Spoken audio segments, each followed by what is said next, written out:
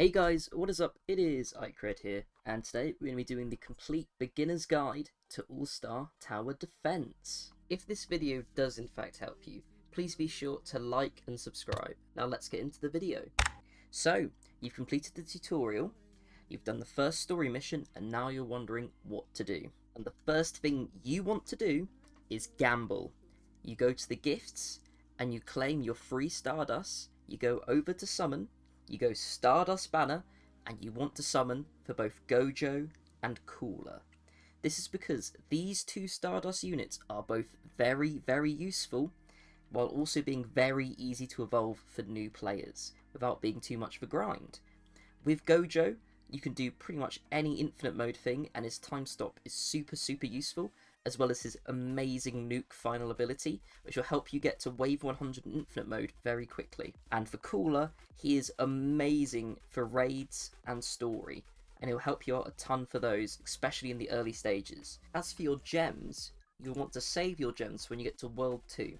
The only units worth summoning when you're still in World 1 are Bulma, Blackstash, Thea, Patchface, Anti-Magic Demon, and Dr. Heart. Other than that, you should not be summoning in World 1. So after you've summoned for the units, it's time to play Story Mode on Extreme until you reach level 100 so you can unlock World 2, as that's when the game fully unlocks for you. The quickest way to reach this is doing Story Mode Extreme. As well as this, completing the stories will help you out in the long run, as you will also gain 25 gems and free Stardust for every single map that you clear. So now you're level 100, you may be tempted to try and prestige. However, you always want to make sure that when you prestige, it doesn't take away too many levels so that you go under level 100 and once again lose access to World 2. However, as you keep playing the game and keep leveling up, you then need to make sure you go back to World 1, to this location here, in between World 2 and Story, where you can find Erin sitting on the top of a cliff, and if you select him, he'll ask you if you want to prestige. Now with this, you want to select them in the order of Relic, Riches, and finally Power, because the power units aren't really that great anymore. However, the Relic gives you an orb, which allows you to gain 40% bonus range, and the Riches gives you 10,000 gems, 500 Stardust, and 10,000 coins. So now you're in World 2. The main things you want to look out for on the Z banner are Jeff, Octo, Flare Lord, Akasa, Idol, and Speedaholic. Now for Idol and Speedaholic, they will only be pushed on banner immediately after updates, so make sure you're on. Every single day there is an update. This is the only time you can possibly get these units. So Jeff and Octo are must-have money units, Jeff being the best money unit in the game and Octo being incredible to pair with him for both infinite mode and tournaments. Idol is a money unit as well as providing 250% damage boost, and that is incredible for both story and raids as it's super cheap to get that. Speedaholic is the better buffer for infinite mode and tournaments, as not only does the damage it do get converted into base health, but it also buffs at 300%. Flare Lord is an upgrade on Gojo for tournament modes, and Akaza is an incredible leader. Now you may be wondering, what is a leader? Well, ASTD has a leadership system.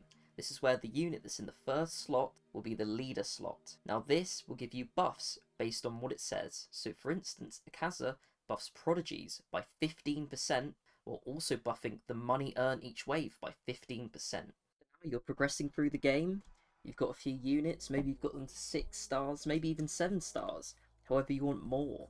Well, if you go over to Adventure Zone, as well as doing the raids, there is also Star Zones, and upon completing each of these, you gain 125 Stardust, so these are always worth doing. As well as that, a new World 2 feature is that you can go over to the Infinite Mode section and do a thing called Gauntlet. How the Gauntlet works is, you are tasked with surviving for as long as you can, and for every 300 seconds you survive, you gain 1 G. Now these Gs can be used to buy units as well as evolution tokens. A top tip for getting higher Gauntlet times is that you're not trying to kill them, you're just trying to buy as much time as possible before dying. So with this, you can use Dr. Heart's ability Silence on the deceleration enemies as shown here, and suddenly they move incredibly slow.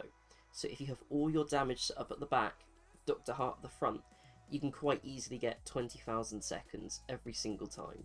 Personally, in my opinion, the only unit worth getting here is Eisen. Now this is because Eisen is the best boss killer for 19 wave raids when the bosses have 9 billion plus health.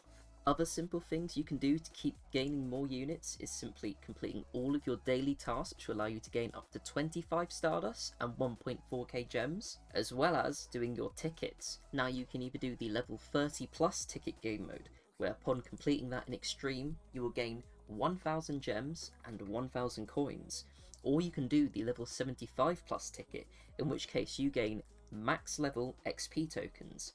And if you manage to complete this mode on Extreme, you get enough XP tokens to level up your unit from level 1 all the way to max 175 level. Now you only can have 3 tickets at one time, and you gain a ticket each day, so make sure that you never have 3 out of 3 tickets by the end of the day. Another incredible way to get gems and Stardust is doing the Tower game mode. Now, if you played Anime Adventures, this is just like the Infinity Castle, where you play 100 floors, and each time you do the floors, you gain loads of gems, starting off at 150, and as you get to the end, you gain 300 gems per floor clear. And then as you clear each 10 floors, you gain Stardust as well. So you get 20, 40, 60, 80, 100, all the way up to 200 once you clear the 100th floor. And as well as that, upon clearing floor 100, you gain a special unit, and this season it's Little Dragon, who is a very good starter unit as well. At this point, you must have loads of time spent in the game, so you're probably wanting to spend a bit of money. You're wondering, what is worth buying? I'm going to be frank, there's only 2 things worth buying, and that's free XP as well as the Star Pass. And even then, the Star Pass can become banners sometimes, so you can just get it for free. So honestly, I'd save your money, and I'd only ever buy free XP. That's it, 800 Robux, nothing else is really worth it in this game. In ASTD, orbs are a crucial part of leveling up your units to get that slight edge. Now the orbs that you want to go for are the Black Hole Orb, the Blue Eye Orb, the Cost Orb, the Fire Rage Orb, the Prey Eye Orb, the Super Blue Eye Orb, the Universal Reduction Orb, and the Ultra Magic Orb. With these orbs, your units will to get the boost they need to be able to solo stuff more often. So with that, the general layout you want to do is the Fire Rage Orb will go on your unit that will be defending early. You want the Universal Reduction Orb always on Jeff. You want the Ultra Magic Orb on your big expensive DPS. You'll want your Cost Orb on Idol. You want the Black Hole Orb obviously on Black Stash, who is the best slow unit for raids and stories. You want the Super Blue Eye Orb on some sort of time stopper like Gojo. And you want the regular Blue Eye Orb on some unit that could need a rage increase. And for Infinite Mode, this doesn't really change much apart from you don't really need the Fire Rage Orb, so you can switch that out for the Prey Eye Orb. To craft some of these orbs, you need to go to Infinite Mode in World 1, and then select Miscellaneous, and then play the Farm Game Mode, where for each kill and for each wave completed, you will gain a random amount of resources which you need to use to craft these orbs.